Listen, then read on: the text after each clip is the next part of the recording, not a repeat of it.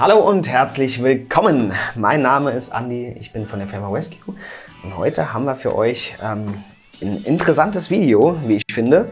Und zwar haben wir hier ein original verpacktes neues iPhone 14 Pro und hier sind wir schon im Innern des Gerätes.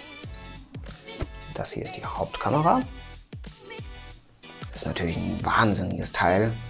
Ist auch wirklich schwer, also man spürt richtig, dass man da eine riesen Kamera an der Hand hat. Und hier haben wir das Logic Board, das Herzstück des iPhone 14 Pro.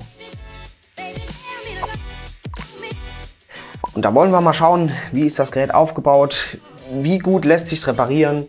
Wir wollen auch so ein bisschen vergleichen zum iPhone 13 Pro, was hat sich verbessert, was ist Neues dazugekommen.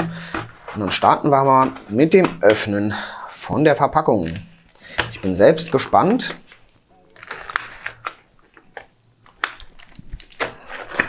So, und da haben wir das gute Stück.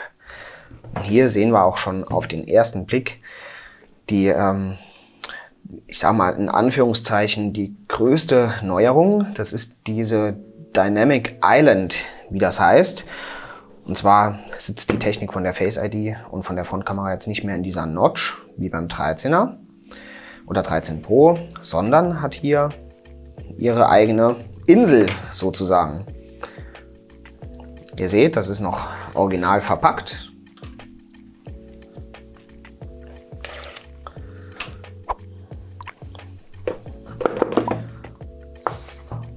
Und da haben wir es auch schon. Wunderschön. Man sieht natürlich auch auf den ersten Blick, dass die Kameras weitaus größer sind. Die Aussparung hier ist richtig dick. Wenn man das hier hinlegt, hat man einen riesen Klopper da hinten. Und jetzt schauen wir uns das Ganze mal an. Die Kamera hat sich auch ein bisschen verändert. Bei dem iPhone 13 Pro war es so, dass jede von den Kameras, also die Hauptkamera, die Weitwinkelkamera und die Telekamera 12 Megapixel hatten. Jetzt ist es so, dass die Hauptkamera mehr Megapixel hat. Die hat jetzt 48 Megapixel und bei den Blenden gibt es auch kleine Unterschiede.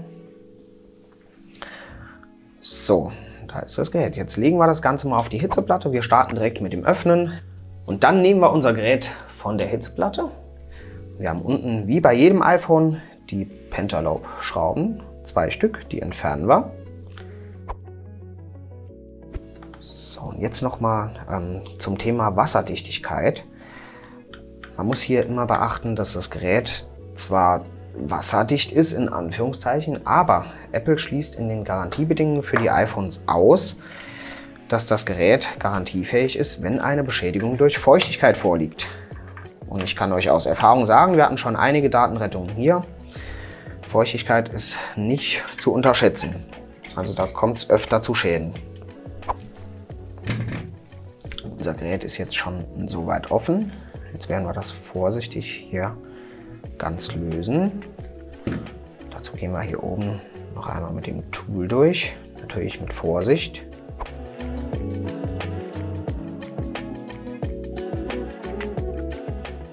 Und dann können wir die Display-Einheit öffnen.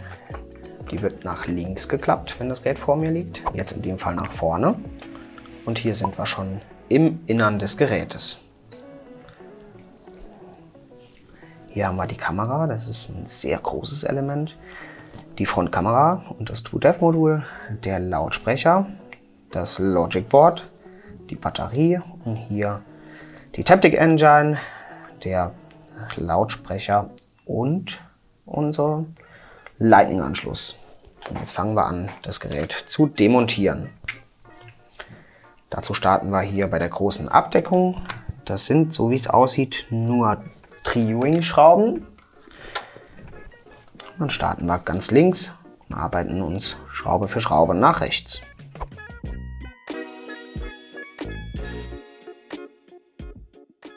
Hier müssen wir immer aufpassen, dass die Displayeinheit nicht fällt. Das heißt, wir halten die ganze Zeit fest. Wenn die fällt, haben wir nämlich hier ein Risiko der Beschädigung am Frontflex und an den Anschlusskabeln für die Displayeinheit.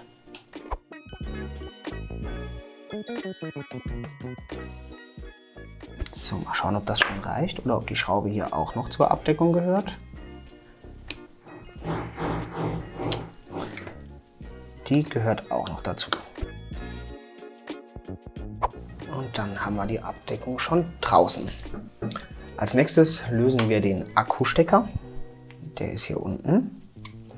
Und dann können wir auch schon die Stecker lösen von der Displayeinheit.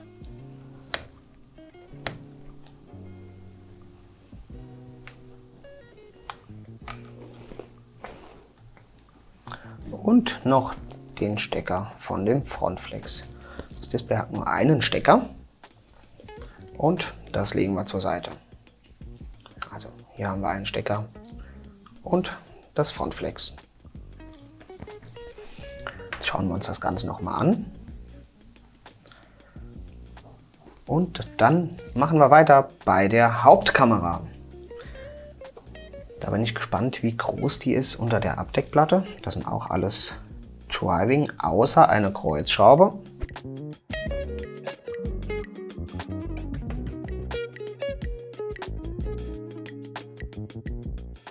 Und dann können wir die Abdeckung entnehmen. Das sehen wir jetzt schon, die Hauptkamera, das ist schon ein Koloss. Also die ist schon sehr groß. Jetzt entfernen wir die Stecker.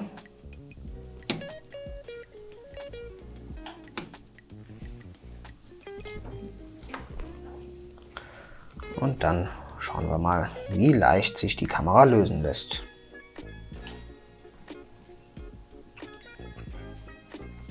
Sehr leicht. Und die legen wir jetzt mit der Kamera nach unten hier auf ein sauberes Tuch.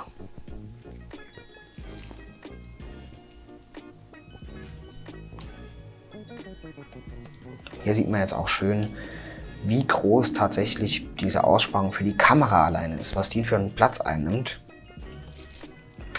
Da können wir jetzt weitermachen mit dem Logic Board. Verschaffen wir uns zuerst einmal einen Überblick. Hier haben wir noch eine Abdeckung, die ist nicht weiter verschraubt, so wie es aussieht, sondern mit so einem Schaumstoff verklebt. Dann lösen wir hier diese Antenne.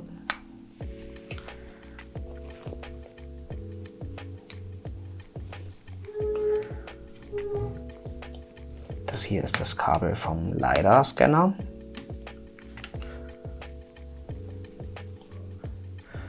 Das wird vermutlich Face ID sein, so wie es aussieht. In dem Fall entweder auch Face ID oder Lautsprecher.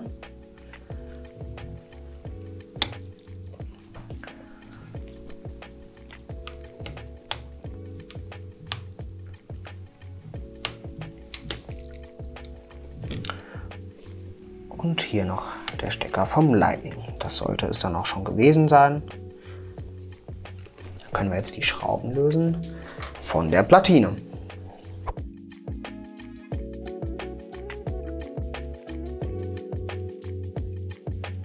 Jetzt entfernen wir noch schnell den SIM-Schlitten. Hier ist auch noch eine Super Screw, die habe ich gerade entdeckt.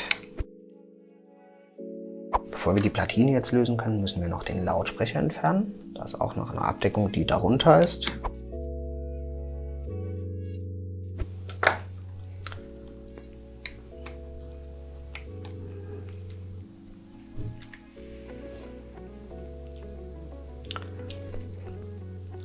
Und das True Depth Kamera Modul. Das hat sich natürlich stark verändert zu den Vorgängermodellen, weil das ja jetzt auch an einer anderen Stelle sitzt. Dann haben wir hier oben auch noch eine Super Screw. Und dann sollten wir jetzt alle Schrauben entfernt haben.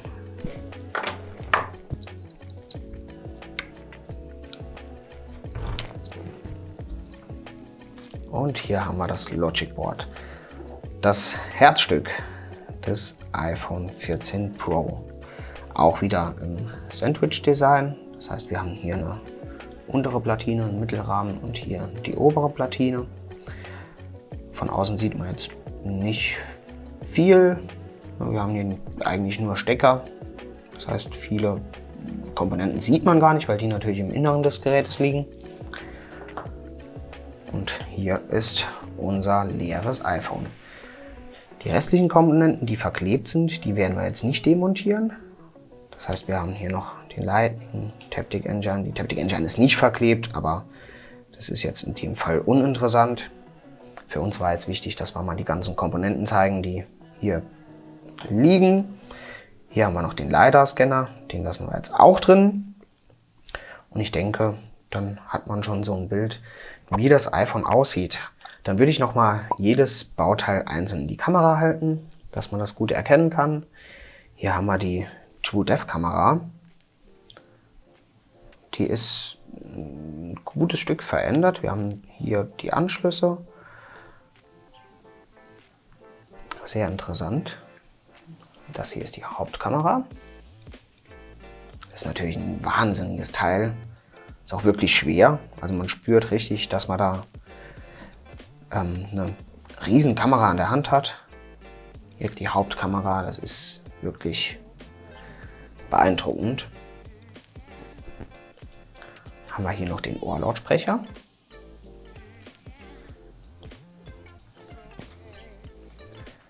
Und die Hauptplatine, die habe ich euch ja schon mal gezeigt. Und die Rückseite. Ansonsten sind es Abdeckungen. Hier haben wir noch einen Schriftzug drauf, A16. Das sagt uns dann, dass hier der A16 Bionic Chip drin ist. Und dann sind wir schon fertig mit unserem Video. Ich hoffe, das hat euch gefallen. Ihr konntet auch einen Eindruck gewinnen, wie das Gerät geöffnet wird, wie die einzelnen Komponenten entnommen werden, wie die Reparaturfreundlichkeit ist, etc. Also meiner Meinung nach ist die Reparaturfreundlichkeit sehr hoch. Gerade jetzt für einen Kameraaustausch oder einen Displayaustausch muss man nicht viel machen. Problematik ist wieder, dass die Kamera, das Display, der Akku, die Face ID, TrueDepth-Kamera, das Frontflex nicht einfach getauscht werden können, weil dann gewisse Funktionen nicht gegeben sind oder weil man eine Hinweismeldung erhält, dass die Bauteilqualität bzw. dass das Bauteil nicht original ist. Das mag nicht jeder, bei vielen Fällen ist das natürlich auch egal, aber wenn es dann wirklich um die Funktion geht, wie bei der TrueDepth-Kamera, kann man die nicht mehr einfach austauschen. Das sind wir ja aber schon gewohnt seit iPhone 10. Und da sind wir eigentlich schon durch. Ich zeige es nochmal hier in die Kamera, wenn ich das drauf bekomme. Und im nächsten Video wird Ben dann die Platine auseinandernehmen. Und das wird hoffentlich auch interessant. Wenn euch dieses Video gefallen hat, würde ich mich freuen, wenn ihr mir einen Daumen nach oben da lasst, unseren Kanal abonniert und weiter fleißig unsere Videos schaut. Danke fürs Zuschauen. Bis zum nächsten Mal. Ciao.